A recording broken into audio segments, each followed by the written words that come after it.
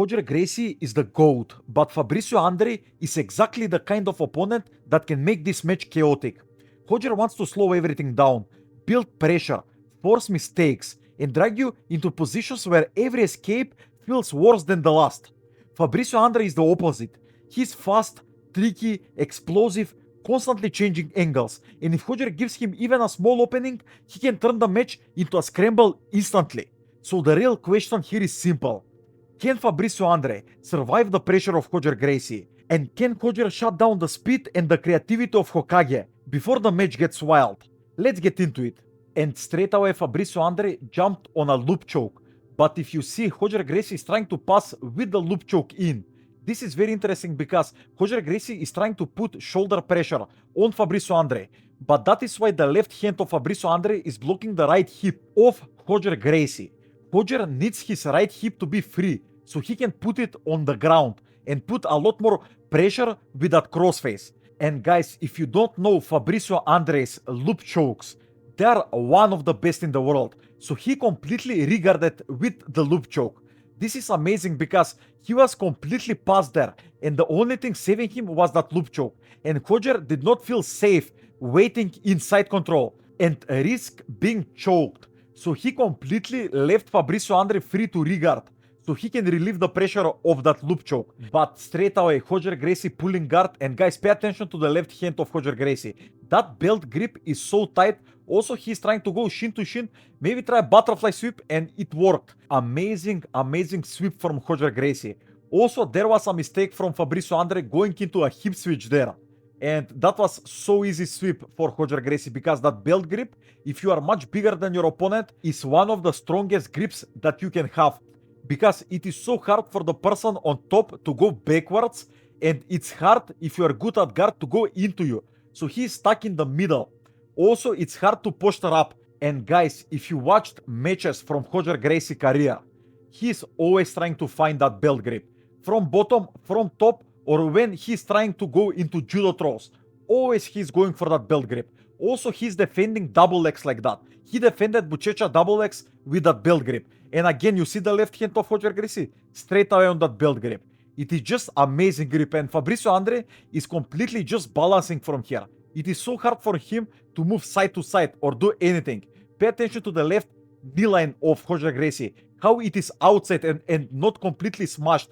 That is very important information here, because if your hips are smashed, that belt grip will not work. You need to have active hips and move around. And maybe Roger Gracie is going for omoplata or triangle, but now he left that belt grip and Hokage is free to move. But what an amazing arm drag from Roger Gracie out of nowhere. Let's break this down.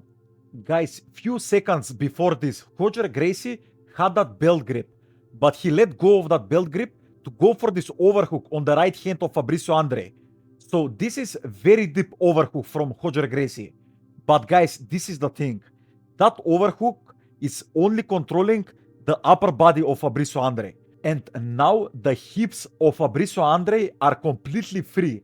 Still, Roger Gracie has those active hooks with the legs, but now Fabricio Andrey is free to move with the hips. And I'm only guessing Roger Gracie's plan here, because maybe he was trying to go for an arm lock. Maybe he was going for omoplata or triangle there with that overhook, but it did not work. And now Fabricio Andrey is gaining momentum because Roger Gracie is trying to recover this position, and he's using those butterfly hooks to elevate Fabricio Andrey, but he does not have control of the hips. And Fabricio Andrey is very fast, so straight away you see how he's hip switching here, and he ended up in leg drag position here. This is very interesting how he ended up straight into a leg drag position. But Roger, being Roger, he tried to set up an arm drag from here, which I did not expect. Pay attention to the right hand of Roger Gracie. He's dragging the right sleeve of Fabricio Andrey, and straight away using that left shin of his as a block, but also as a way to twist the hips of Fabricio Andrey and take his back. How amazing is this? And guys, pay attention to the left hand of Roger Gracie. He's going for the belt again. Just amazing, and completely smashing the posture of Fabricio Andrey and taking him over. But Fabricio Andrey does not want to accept the back take, so he will roll over himself and accept bottom position and play guard from there. But what an amazing attack from both of them. And now Roger Gracie is trying to pass the guard of Fabricio Andrey, which has one of the craziest guards in Jiu-Jitsu, especially in the gi. And guys, I just watched the newest guard passing instructional of Roger Gracie, and let me tell you, it looks basic, but there is so many details in this guard passing system of Roger Gracie. I recommend that instructional so much. I will put the link in the description and pinned comment if you want to check out the instructional. And Fabricio is playing butterfly guard against Roger Gracie. Roger does not like when people play sit-up guard against him. So straight away he's putting Fabricio Andrey into supine guard. Guys, he's tying the belt of Fabricio Andrey. But this is a trick from Roger Gracie. He's not tying the belt of Fabricio to be nice. He's using it to pass the guard of Fabricio Andrey. And Fabricio is again going for this amazing loop choke here. And straight away Roger Gracie going inside control, and that loop choke was not deep, so amazing pass from Roger Gracie. Taking the back of Fabricio Andrey, he does not have the hooks in still. So he's just controlling that position, having a cross pant on the right leg of Fabricio Andrey, shelving the right leg of Fabricio Andrey on the right hip. Roger Gracie is just amazing control from Roger Gracie. Also, Gordon Ryan is amazing at that position. Let's see if he'll manage to get the hooks here and take the back of Fabricio Andrey completely. Yeah, guys, when you see Roger Gracie tying the belt of his opponents, most of the time he just trying to get a tighter grip on that belt. Nothing nice about it. And Roger Gracie was trying to finish a single leg there because the back take did not work. But he was being nice about it. He let Fabricio Andrey push him over and into bottom position.